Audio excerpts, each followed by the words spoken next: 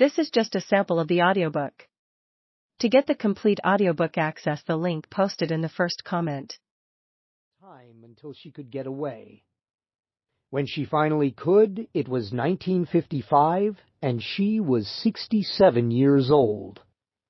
She stood 5'2" and weighed 150 pounds, and the only survival training she had were lessons learned earning calluses on her farm. She had a mouthful of false teeth and bunions the size of prize marbles. She had no map, no sleeping bag, no tent. She was blind without her glasses, and she was utterly unprepared if she faced the wrath of a snowstorm, not all that rare on the trail. 5 years before, a freezing Thanksgiving downpour killed more than 300 in Appalachia, and most of them had houses. Their bones were buried on these hillsides. She had prepared for her trek the only way she knew how. The year before, she worked at a nursing home and tucked away what she could of her $25 a week paycheck until she finally earned enough quarters to draw the minimum in Social Security, $52 a month. She had started walking in January while living with her son Nelson in Dayton, Ohio. She began walking around the block and extended it a little more each time until she was satisfied by the burn she felt in her legs. By April, she was hiking 10 miles a day.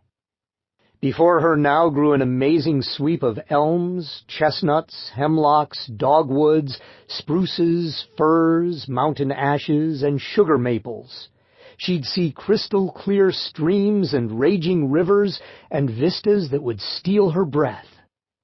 Before her stood mountains, more than 300 of them topping 5,000 feet, the ancient remnants of a range that hundreds of millions of years before pierced the clouds and rivaled the Himalayas in their majesty.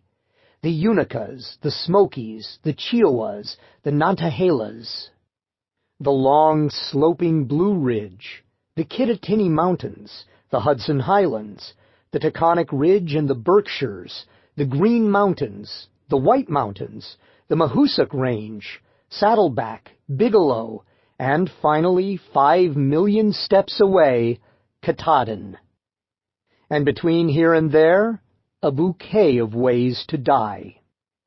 Between here and there lurked wild boars, black bears, wolves, bobcats, coyotes, backwater outlaws, and lawless hillbillies, poison oak, poison ivy, and poison sumac, anthills and black flies and deer ticks and rabid skunks, squirrels and raccoons.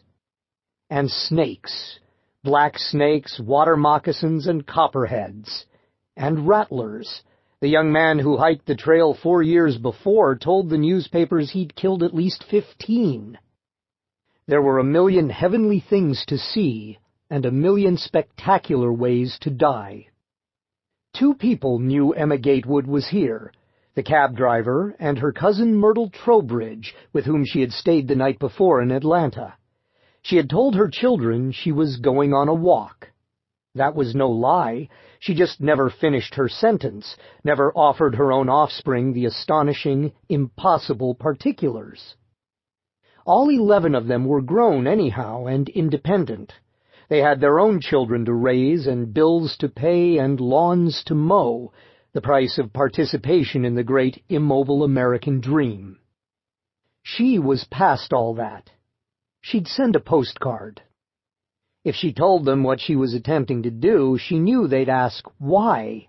That's a question she'd face day and night in the coming months, as word of her hike spread like fire through the valleys, as newspaper reporters learned of her mission and intercepted her along the trail. It was a question she'd playfully brush off every time they asked. And how they'd ask!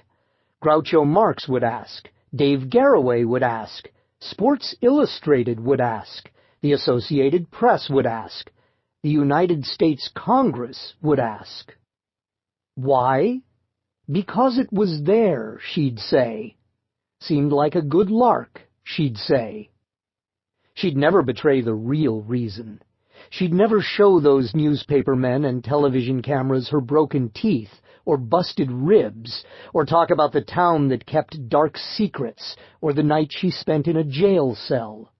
She'd tell them she was a widow. Yes. She'd tell them she found solace in nature.